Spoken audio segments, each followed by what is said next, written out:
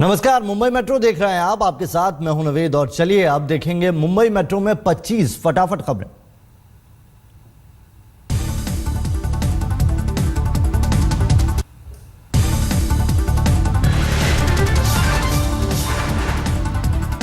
छह फरवरी तक police remand में भेजा गया दाऊद का भाई इकबाल कासकर। मारपीट और उगाही के केस में हुई थी गिरफ्तारी।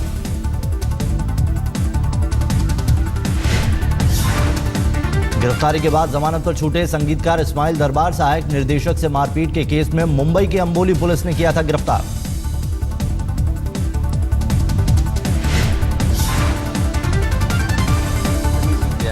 हाथापाई हो गई है ना, और मुझे यकीन था अपने कानून पे, इसलिए मेरी जमानत हो गई। वो भी मेरे बच्चे जैसा है, मेरा बच्चा भी, दोनों एक ही उम्र। मुंबई पुलिस ने कल इसी मामले में इस्माइल दरबार के बेटे जायद और उसके दो दोस्तों की भी गिरफ्तारी की थी। पुणे में मुस्लिम आरक्षण पर एमआईएम सांसद असदुद्दीन ओवैसी की रैली में शिवसेना का प्रदर्शन। पुलिस ने शिव सैनिकों को लिया हिरासत में।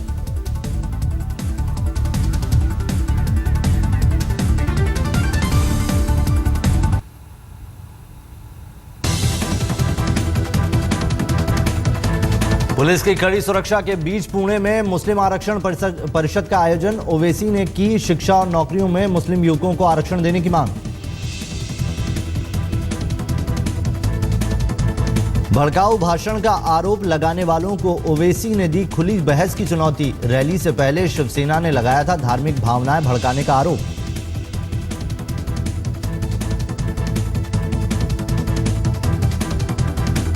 किसानों के आत्महत्या के कारणों की जांच करेगी महाराष्ट्र सरकार। सरकारी सहायता मिलने के बाद भी नहीं रुक रहे किसानों की खुदकुशी के मामले। एआईबी रोस्ट शो पर बवाल जारी। शो की अनुमति की जांच के लिए तारादेव पुलिस ने Maharashtra state performance scrutiny board के अधिकारियों से की मुलाकात। एआईबी रोस्ट में मिला नियमों के उल्लंघन का मामला। जिस नाम से कार्यक्रम की मंजूरी ली गई उस नाम से नहीं किया गया कार्यक्रम।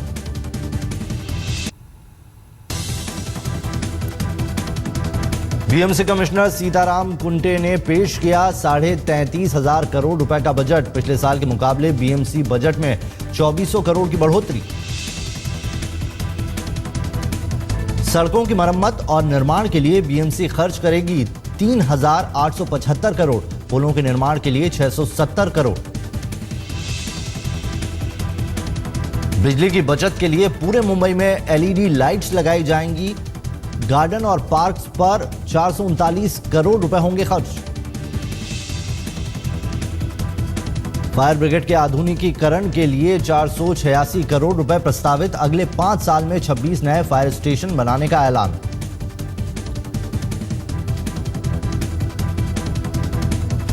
बाल ठाकरे स्मृति स्थल पर अखंड ज्योत के रखरखाव पर इस वर्ष के लिए 50 लाख रुपए निर्धारित।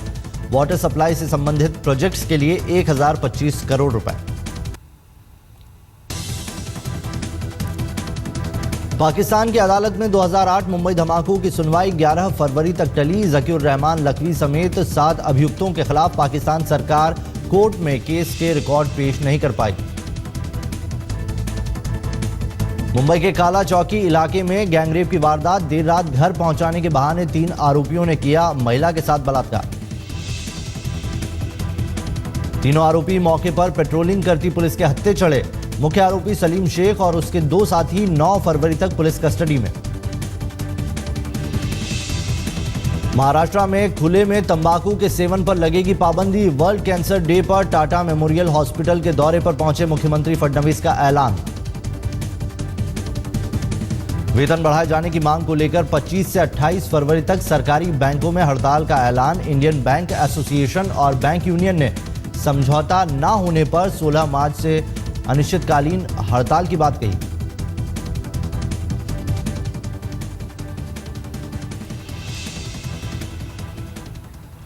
और चलिए अब मुंबई मेट्रो में खबरें देखते हैं विस्तार से। क्या मुंबई के अंडरवर्ल्ड में अब भी चलता है डी कंपनी का दबदबा? ये सवाल दाऊद इब्राहिम के छोटे भाई की गिरफ्तारी के बाद से उठ रहा है। इकबाल कासकर की गिरफ्तारी 3 लाख रुपए की जबरन वसूली के एक मामले में हुई। अब पुलिस उसे रिमांड पर लेकर यह जानना चाहती है कि क्या इस धंधे में दाऊद इब्राहिम की भी कोई भूमिका है। जिस गुनाह के बदले दाऊद के छोटे भाई की गिरफ्तारी हुई, कोर्ट में पेशी के बाद 3 दिन के लिए रिमांड पर भेजा गया, वो गुनाह डी कंपनी के लिहाज से उतना बड़ा नहीं। मामला धमकाने और 3 लाख रुपए की अवैध वसूली का है। लेकिन इकबाल कासकर की करतूत से बड़े संकेत मिल रहे हैं। संकेत मुंबई में अपने कुनबे के सहारे दाऊद इब्राहिम के सक्रिय होने का।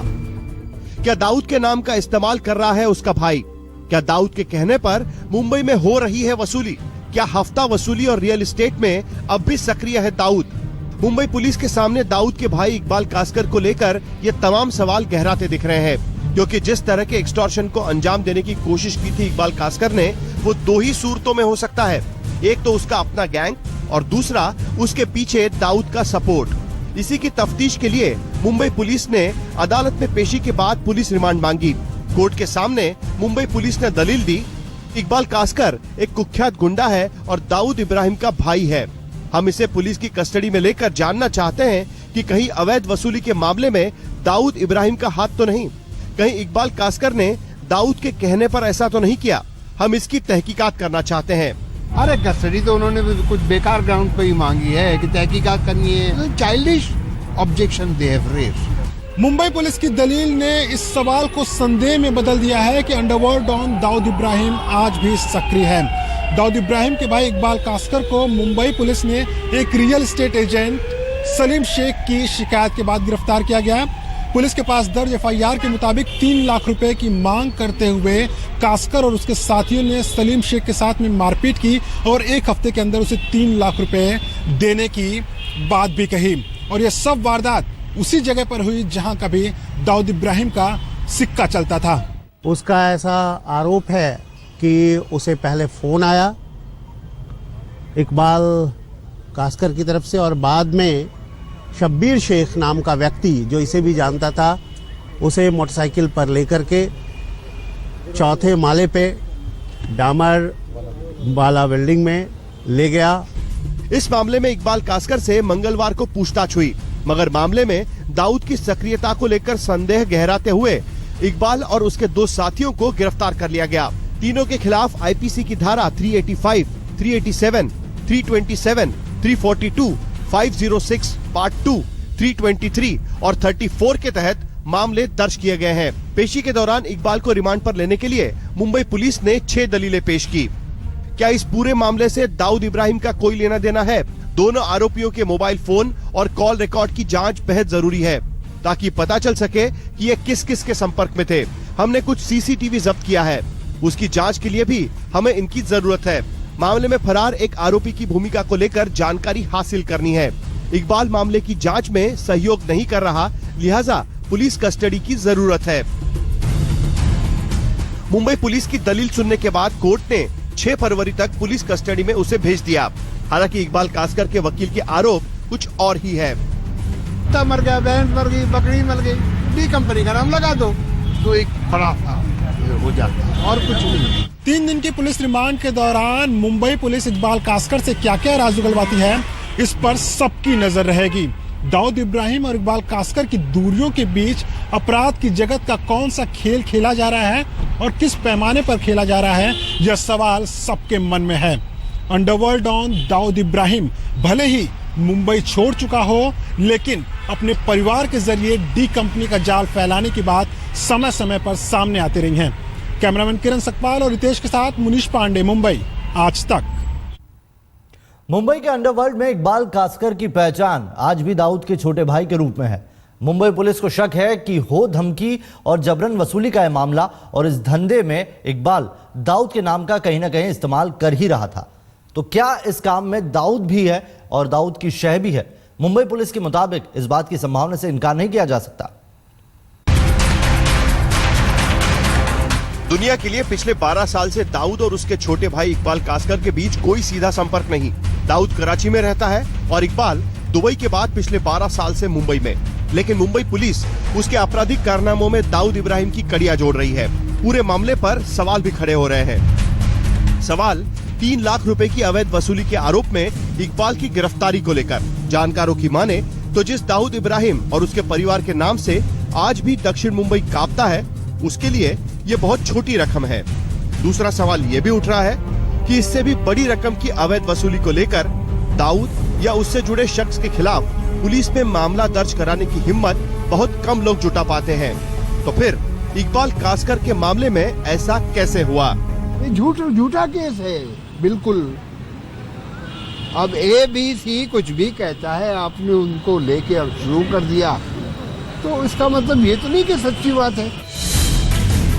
पूरे मामले में दाऊद की भूमिका को लेकर मुंबई पुलिस के संदेह का आधार भी कम पुख्ता नहीं।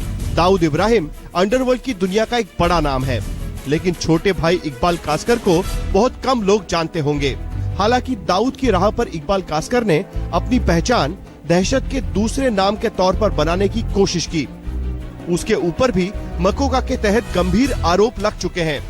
उसकी हत्या की साजिश तक रची जा चुकी है, लेकिन अवैध वसूली का काम बिना किसी बाहरी शह के बिना नहीं कर सकता इकबाल कास्कर। अगर ऐसा है तो इसमें दाऊद का हाथ होने की संभावना से इनकार नहीं किया जा सकता।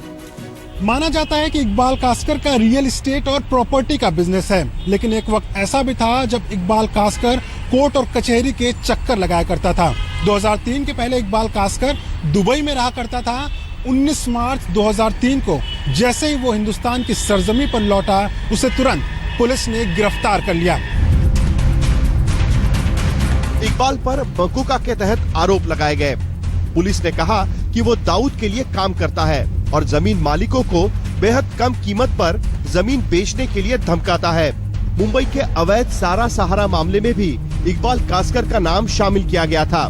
दाऊद इब्राहिम का छोटा भाई होने की वजह से इकबाल कास्कर का नाम हर बार काले धंधे से जोड़ा गया, लेकिन जून 2007 के अदालती आदेश में कहा गया कि कास्कर के खिलाफ कोई ठोस सबूत नहीं है, लिहाजा उसे बरी किया जाए। कोर्ट के आदेश के बाद इकबाल कास्कर पर से अंडरवर्ल्ड से जुड़े होने के दाग तो धुल गए, लेकिन शायद उसकी जिंदगी से जुड़े खतरे कम नहीं हुए। जून 2010 को छोटा राजन गैंग के शूटरों ने उसे खत्म करने की योजना बनाई, लेकिन इकबाल बाल बाल बच गया। उसके बाद इकबाल फिर से जबरन वसूली के धंधे में लौटा है, तो इसकी वजह दाऊद की शह भी हो सकती है। मुनीश पांडे, मुंबई आज तक। इकबाल कास्कर की गिरफ्तारी मुंबई पुलिस को दाऊद की गतिविधियों के बारे में बड़ा सुराग दे सकती है। क्या वो आज भी मुंबई में अपने कुनबे के सहारे काले कारोबार में सक्रिय है? 1 साल पहले तक तो शक की सुई उसकी बहन हसीना पारकर पर जाती थी। उसकी मौत के बाद क्या इकबाल कास्कर संभाल रहा है मुंबई में डी कंपनी की कमान? अंडरवर्ल्ड डॉन दाऊद इब्राहिम के भाई इकबाल कास्कर को पुलिस ने मुंबई में धर दबोचा है। जाहिर है अब दाऊद तक पहुंचने के रास्ते खुल सकते हैं, लेकिन अगर आप ये सोच रहे हैं कि उनका आतंक लोगों के दिमाग से खत्म हो जाएगा, तो ऐसा नहीं है। अब भी मुंबई के कुछ इलाकों में दाऊद का खौफ लोगों के दिलों में है। हाल ही में दाऊद इब्राहिम की फोन पर बातचीत को एक जांच एजेंसी ने टेप किया था, जिससे साफ हो गया था कि दाऊद आज भी सक्रिय है। कुछ तो इन्वेस्टर लोग को भी ओपन कर सकते हैं,